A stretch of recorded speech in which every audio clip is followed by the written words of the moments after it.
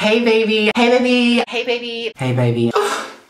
Hey baby, hey baby, hey baby, hey baby. Hi, baby Megamind. I am just so upset. I was hit by a car. I saw a rat in the kitchen. Turns out it was one of my co-workers. And I just say, apagabar. And he's like, what? And I'm like, apagabar, salamat pagi, apagabar. I had the dog, I don't know what the dog is. I know where your dad is, but I'm not gonna tell you about that. I am so upset. If you don't come over right now, I might hurt somebody else. I'm going to kill the Tamagotchi. The brick is quite transphobic. I'm a transvestite, not a cheap drag queen. Full blown out domestic. The police were called. Someone thought that a dog was being abused. It was just me screaming. Domestic? Ew! A dirty old pre-transition pic of me. No matter how many times I try and get that one removed. I think the live organisms from the kombucha are having a wild one with the mimosa I just drank. My stomach is having a frat party. Lady Gaga, eat your heart out. Revolting. Tipped up TV from the tantrum. Jemima G stole Swiss fish. He said the keys are beneath a rock in Turak. For me, it was just so casual to have an influx of old men messaging me on Snapchat. Hey baby, I have returned to Seoul, South Korea once again. I am actually here for super exciting and life-changing cosmetic surgeries pertaining to my transgender transition.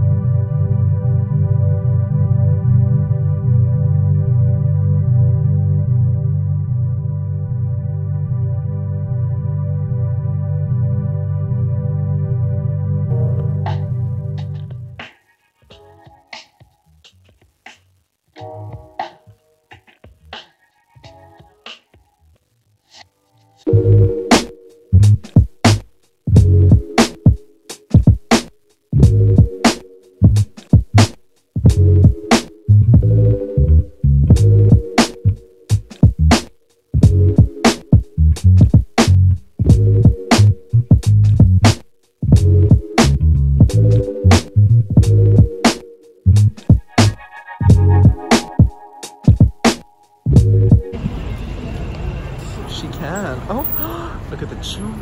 Look at that perfectly triangular.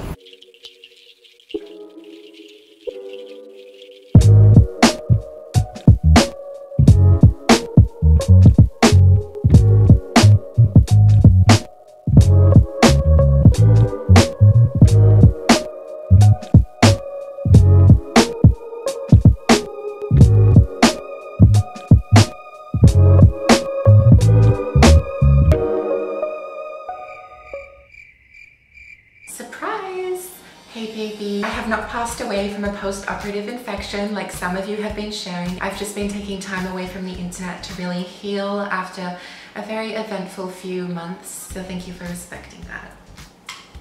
Now I'm back for this video. I'm not back, but I'm back to let you know that I'm still alive. I don't know, I'm really enjoying sitting in front of this ring light. I'm making this video to answer your most asked questions. I can see you! Stop, you freak!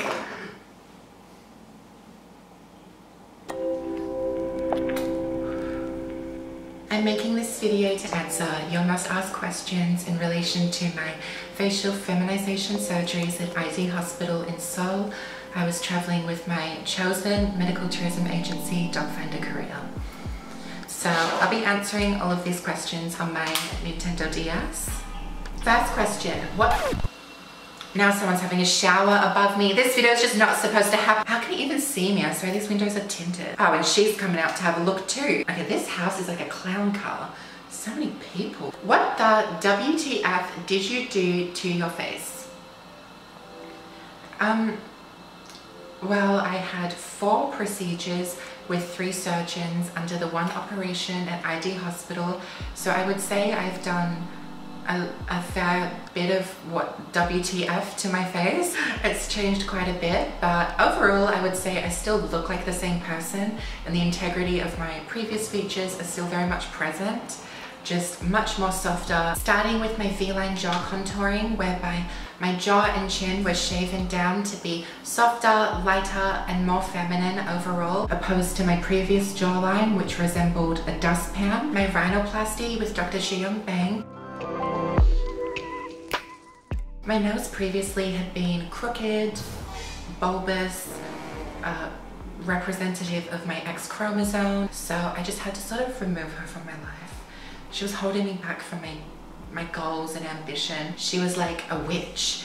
Also, is it misogynistic that a witch is a witch and like a male gets to be a glorified wizard? Literally, like there's no other term for witch. Why am I green-faced with a bulbous Sutherland nose? But a wizard gets to go around with a wand and a cloak. I have an issue with that. I don't even want to know the terminology for a transgender witch because I'm sure it's out there.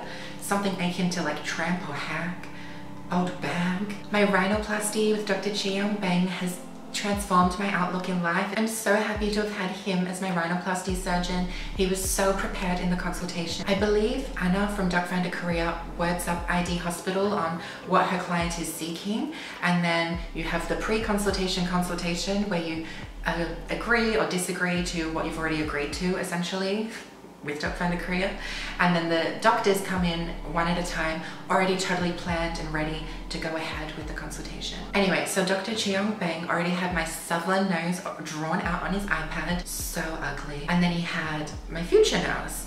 And I was looking over like, yeah, I want that one. Give me that one. Dr. Jae Hyun Kwon in my consultation suggested that I shorten my nose because it was quite long. It was like having a leap of faith into my mouth. She just wanted to escape. I shared my concern that if I were to shorten my nose, would my nostrils be visible?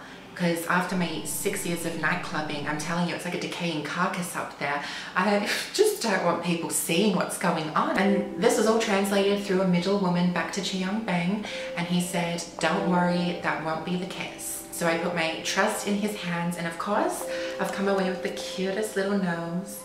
It is, oh my god, the side profile. Can you, is this cute? If only Dr. Jae Hyun Kwon could work on my man arm. What other surgeries did I have? Oh, I had my forehead reduction. It reduced my forehead, I guess. I don't really know. You can't tell the result right now currently because I'm wearing a wig. My forehead had previously been quite long. Okay, it was huge.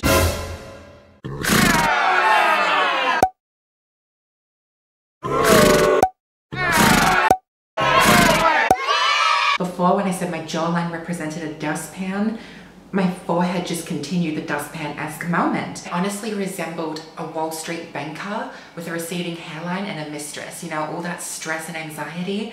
Oh, I also resembled this guy that I once kissed at a nightclub for a free drink, and he just, I resembled him without the wig. Receding, yes.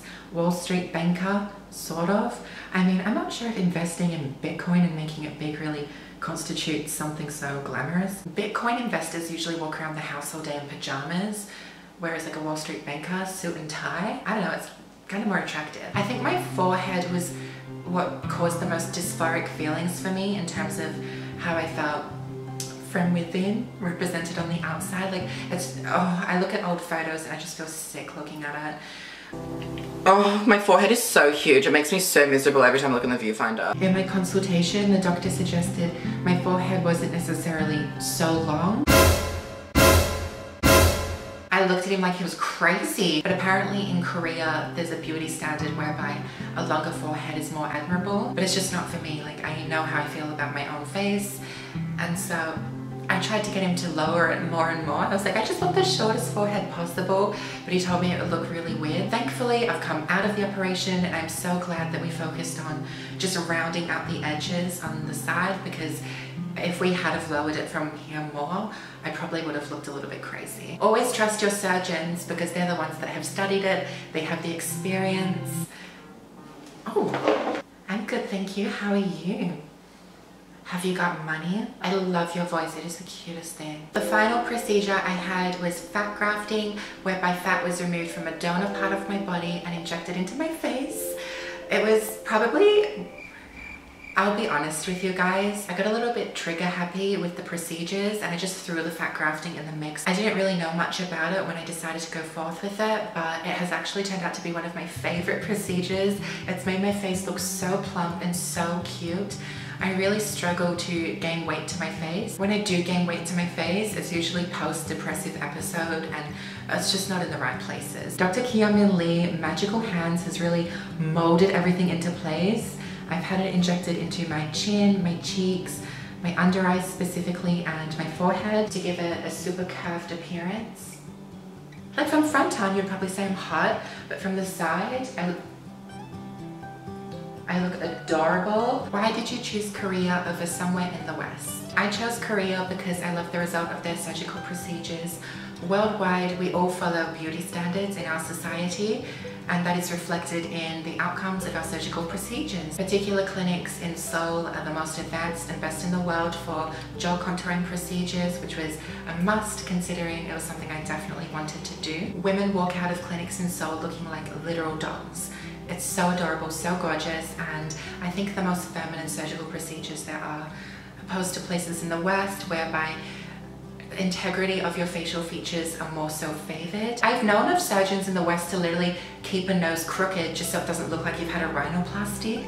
But what's the point? Girl, how did you walk in high heels 3 days out of surgery? Look, I have walked in high heels 3 p.m. out of a nightclub. I did think I was gonna pop a stitch every step I took in my high heels. Head to toe PVC, I did sort of feel like I was gonna faint. Especially once the nurse whipped out the antibiotics injection for my ass cheek. I was like, I haven't even eaten breakfast. Well, I couldn't, I was on a liquid diet. My recommendation to you is, unless you have a camera crew following you, don't dress to impress. They have also had some questions ask me, what was it like being transgender and going through all of these procedures in Seoul at the hospital and with Docfinder Korea? I didn't feel like I was treated any differently. For me at least, pronouns throughout were always she, her, and all of the staff, Anna included, were so super supportive and yeah, very lovely. On the day that I did come out full head to toe PVC, little handbag and bandages, Anna was waiting in my hotel lobby outside of the elevators. So when the doors opened and that's my look, her jaw dropped and she was like, ah, you look so gorgeous.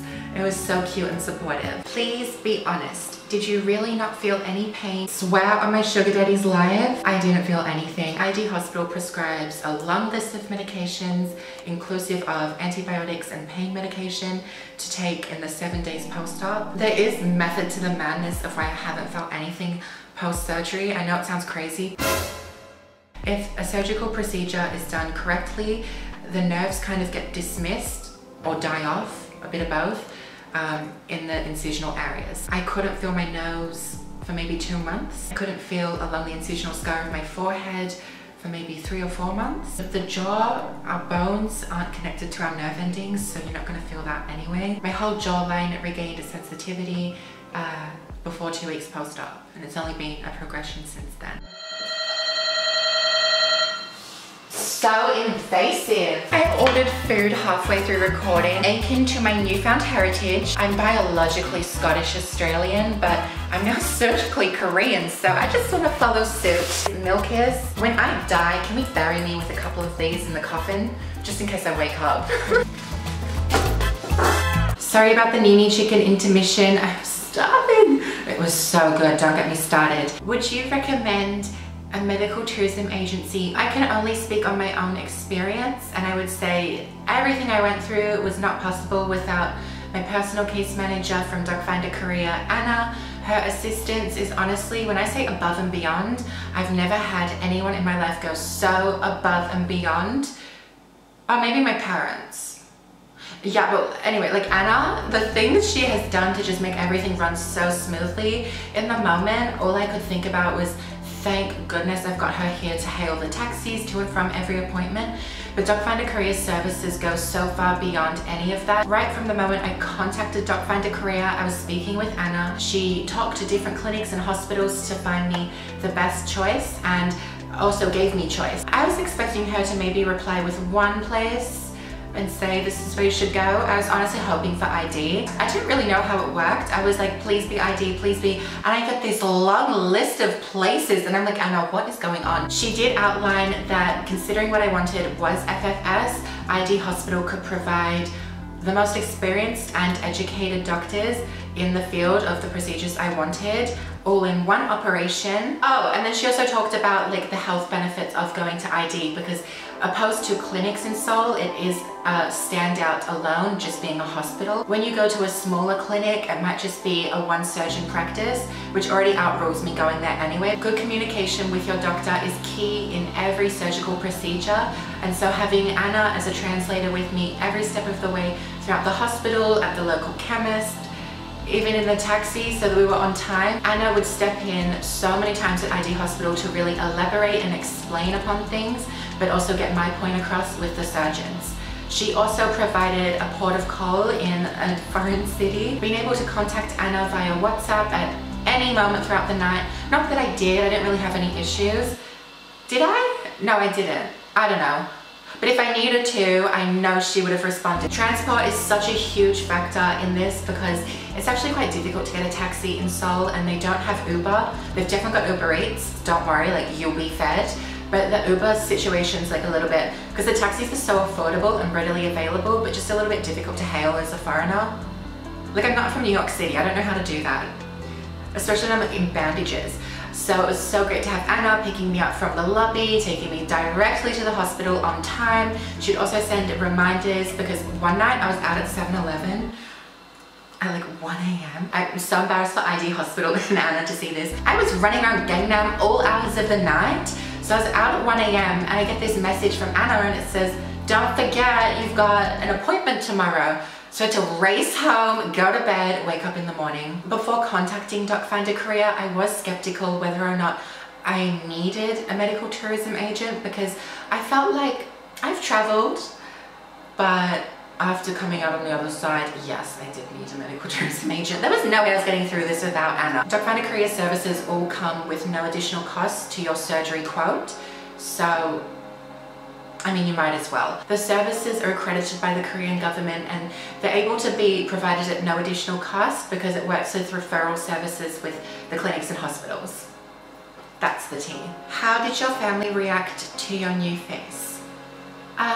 Changing my face was quite emotional for me because I felt like I was sort of turning my back on my family, who have always supported me by telling me I'm so beautiful and lucky to have the facial structure that I did have. So in changing it, I had this immense sense of guilt. 2 weeks out of surgery, I really did look a little bit busted. A little bit's a bit, this is a huge understatement. 2 weeks out of surgery, I looked so busted. I still had like a bit of a speech impediment from where the stitches had been in my mouth. So seeing my mum at the airport, she was a little bit shocked for sure. She said my eyes had changed because I was just puffy. My post-plastic surgery speech impediment kind of became my personality trait. It was the first thing I would whip out whenever meeting a new person. So when it left the building, I was a little bit disappointed. I don't even know why I had a speech impediment. Nonetheless, seeing my mum, she was definitely shocked, but over time, she's really grown to it. And I think more than anything, now she can see that I don't look like a different person, but obviously, even 2 months ago, I really did look so different with the swelling, and I looked like a creature, let's be real. It was just a bit of a shock for everybody involved. My grandma told me not to go ahead with the surgeries literally days before I went. She said, you're so beautiful, you don't need to change your face, you've got the same nose that I do. And I was like, Granny, you've broken your nose twice. I walked away thinking, I'm gonna do it. After the surgery, when I did see my granny again, she teared up saying that I was so beautiful, more so than ever. And that was really emotional because she was probably the number one person, we'll put my mum aside in the situation, the number one person that I really felt guilt for changing my face for, because she definitely is the one person to always say how beautiful I am. But now she's obsessed with it. She points at this horrible photo of me pre-op and laughs at it every time we're like at the door about to leave her house. She says she can't stop talking about my new face at the yacht club with all her friends. I can only imagine the conversation. My grandson, who's now my granddaughter, went to Korea to get a new face, and she's going to be on 60 Minutes talking about her sugar daddy on Sunday night. The moment my granny leaves the yacht club, the girls must turn to each other and discuss, God, Joan's got dementia. It's taken her by a toll. Did you see any K-pop idols while you were in Seoul? That is the cutest question. That is so cute. No, well, yes, obviously they're literally plastered everywhere, but no. The moment you enter Incheon Airport, there's like BTS. Okay, what really weirds me out is when people talk about like old K-pop groups, and I'm like, oh honey, no, they're not present. They're all in the army now. 17, oh my gosh, okay, 17 is quite popular. I love their song Home. That's the song that kind of got me through all of the operations. Where was this going? Late at night in Gangnam, you apparently can run into aspiring idol groups. I don't know, I kind of don't believe it, even though I think we did run into a few. The only people on the streets on a weeknight in Gangnam are those recovering from plastic surgery and also aspiring idols, I guess. Because there would be these groups of decked out, like Balenciaga head to toe children. They were so young, but like pink and purple and blue hair, so tired. I mean, I looked a bit busted and tired and recovering from surgery, but they looked more tired. And apparently they just practice, sing, dance all day, and that 1 hour period at 12 AM is their only free time before they go back to work. Allegedly. I don't know. Korea is so strange like that, because I also saw, you know, Hello My 20s, whenever the girl with the orange hair that used to be in a girl group, whenever she had issues with her like 3 different boyfriends, she'd be screaming on the street and the boyfriend would just keep walking ahead, and she'd like be hitting him and everyone keeps walking and the boyfriend doesn't pay her any mind. That literally happened on the street. This girl was just screaming and screaming, and I was like, have I done something? And then she just whooshes past me and I'm like, careful, I've had plastic surgery. I didn't say that, but it was in my mind. I was like, she's like screaming as she runs, and then she's like hitting this guy, and I'm like, and then I sort of thought, oh, this is like the full-on Korean experience. I'm literally in a K-drama right now. I'm looking around for the JTBC camera crew, like where are they? Am I gonna be in the back of this? But apparently that's something that actually happens. Because I saw it another time, and I also saw so many people that, you know, had the rhinoplasty and that, because everyone says when you travel to Seoul, you'll run into a lot of people busted face like I had, but I think because I had it as well, I wasn't as like impressed. I was just fulfilling other tourists' fantasies of the Seoul experience. Long answer to such a simple question. I saw lots of memorabilia, I heard lots of BTS, and I may have seen aspiring K-pop idols. They just happened to be like 14. Honestly, could have been Tomorrow X Today or whatever it's called, X Tuesday. I love the song Crown. And Summer. The only idol I saw were my surgeons and